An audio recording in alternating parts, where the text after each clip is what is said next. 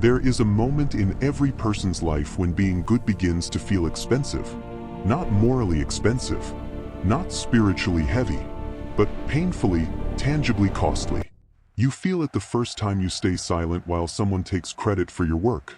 The first time you forgive someone who would not hesitate to replace you. The first time you choose integrity over advantage and watch someone less principled climb past you without remorse. In those moments, something subtle shifts inside you. A quiet question rises that you don't want to admit out loud. Is goodness making me weak? We grow up worshiping the idea of being good. We are told that kindness wins, that honesty pays off, that if we give without calculating, life will eventually balance the scales. It's a comforting story, a beautiful one, but beauty has a way of hiding sharp edges. Centuries ago, Niccolò Machiavelli observed something most people were too afraid to confront.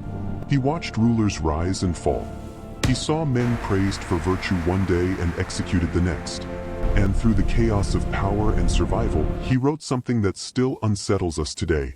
It is safer to be feared than loved, if you cannot be both. Most people misunderstand that line. They think it's a celebration of cruelty. It isn't. It is an observation about reality. A cold recognition that human beings respond more reliably to fear than to gratitude. And that is where the cost of goodness begins. Because when you choose to be good, you are often choosing unpredictability. You are placing your well-being in the hands of other people's conscience. And conscience is fragile. It bends under pressure. It dissolves under temptation. Imagine a young man entering his first corporate job. He believes in fairness. He believes hard work speaks for itself. He stays late, helps coworkers, shares credit, avoids office politics. He refuses to manipulate or exaggerate.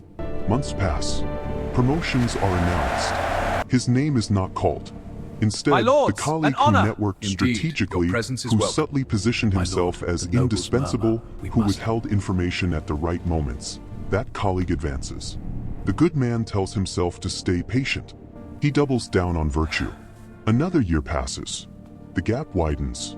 Slowly, resentment seeps in.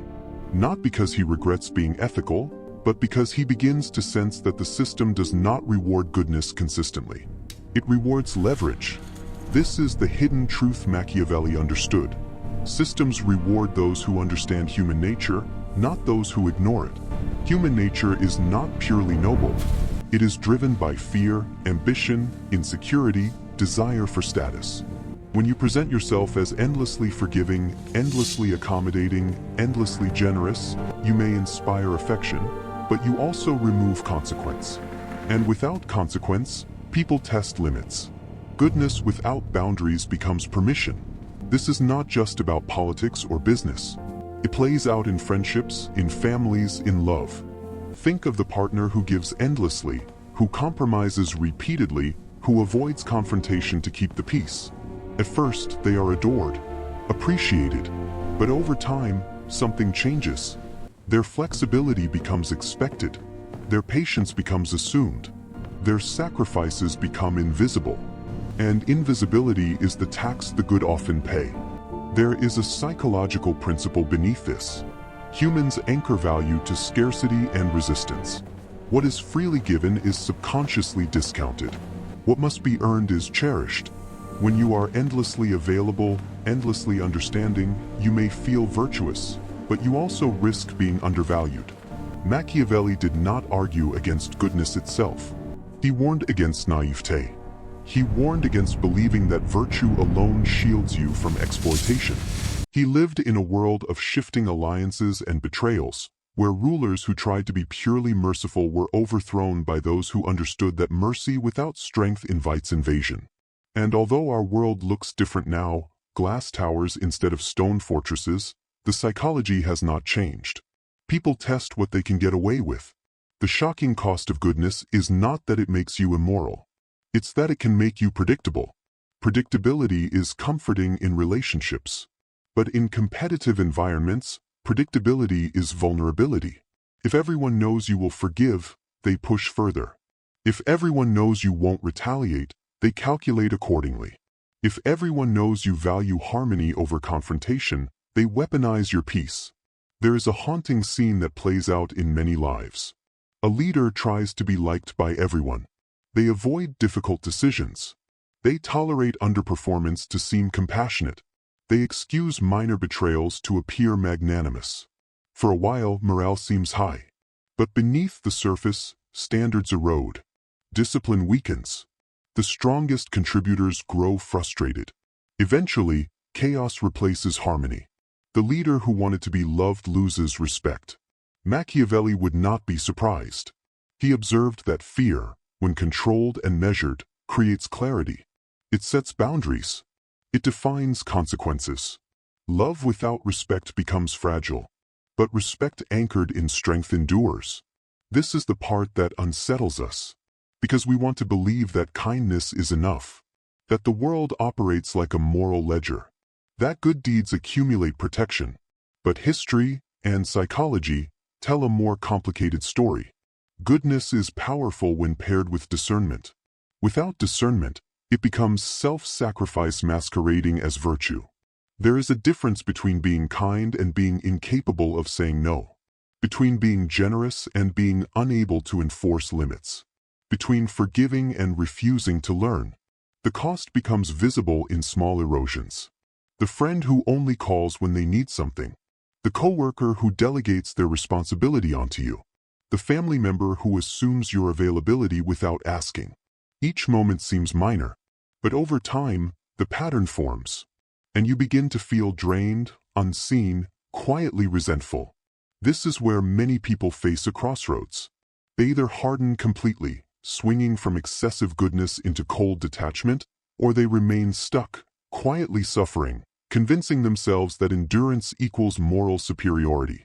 Neither extreme is wisdom. Machiavelli's hidden truth is not, be ruthless. It is, understand reality. Reality says that humans respect boundaries more than intentions. Reality says that incentives shape behavior more reliably than appeals to conscience. Reality says that if you never demonstrate the capacity to withdraw, to confront, to enforce consequence, some people will inevitably test you. The most dangerous misunderstanding is believing that strength corrupts goodness. In truth, strength protects it. Consider a ruler who is both fair and formidable. He rewards loyalty generously. He listens to grievances. But he also makes it unmistakably clear that betrayal has consequences. His mercy is valued precisely because it is not automatic. His kindness feels powerful because it exists alongside discipline. Contrast that with a ruler who is endlessly lenient. At first he is praised, but soon factions rise. Promises are broken. Authority dissolves. In trying to avoid cruelty, he invites instability. This pattern echoes through personal lives. The parent who never enforces boundaries raises children who struggle with structure. The manager who never confronts underperformance creates a team where excellence fades. The partner who tolerates disrespect eventually feels invisible. Goodness alone does not command respect. Goodness combined with clarity does. There is an emotional tension here, because we fear that setting boundaries will make us harsh. We fear that saying no will make us selfish. We fear that asserting strength will erase warmth. But look closely at the people you truly respect. They are not endlessly accommodating. They are not easily manipulated. They're kind, but not careless. They are generous, but not gullible. They are compassionate, but not weak. The shocking cost of goodness is only shocking when goodness is detached from power. Power does not mean domination. It means agency. It means the ability to choose when to give and when to withhold. It means the capacity to enforce standards without losing composure. It means understanding that love and fear are not opposites. They are tools that must be balanced carefully. Machiavelli understood that fear without hatred creates stability. In modern terms, that translates to this.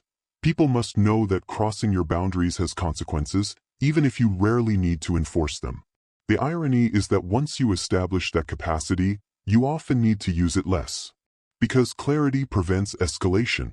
There is a quiet transformation that happens when someone integrates this truth. They stop over-explaining their decisions. They stop apologizing for reasonable boundaries. They stop sacrificing themselves to avoid discomfort. And strangely, people begin to treat them differently. With more caution. With more respect. The world responds to signals. If your signal is endless accommodation, you will attract takers. If your signal is grounded kindness with firm edges, you will attract collaborators. The goal is not to abandon goodness. It is to make it intentional.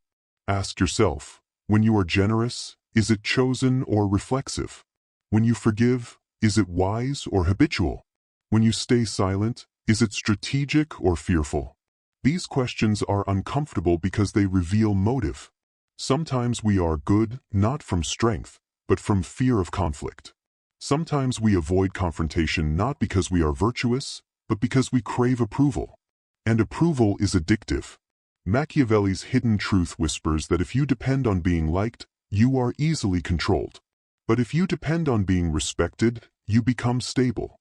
Respect grows from consistency, competence, and the quiet knowledge that you cannot be easily exploited. There is a scene I want you to imagine. A person who has always been accommodating finally draws a line. They do it calmly. No anger. No drama. Just clarity. The room shifts. There is surprise. Maybe even resistance. But beneath it, something else forms. Recognition. A new understanding of who this person is. From that moment forward, interactions change. Because the shocking cost of goodness was never about losing yourself in service of others. It was about misunderstanding human nature. Goodness is not fragile. It is formidable when it is chosen from a position of strength. Machiavelli was not teaching cruelty. He was teaching awareness. He was reminding us that morality without realism is fragile. That compassion without consequence invites chaos.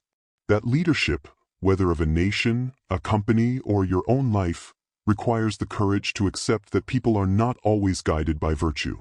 And neither are you. We all contain ambition, insecurity, fear, desire.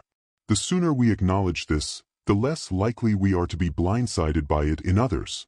The final truth is this: you do not have to become ruthless to survive. But you must become conscious. Be good, but know the cost. Know when generosity empowers and when it enables. Know when forgiveness heals and when it invites repetition. Know when patience is strength and when it is avoidance. Because the world does not automatically reward goodness. It rewards awareness. And when goodness is fused with awareness, when kindness walks beside strength, then something extraordinary happens. You are no longer predictable prey. You are no longer invisible. You are no longer quietly resentful. You become deliberate. And deliberate goodness is not expensive. It is unshakable.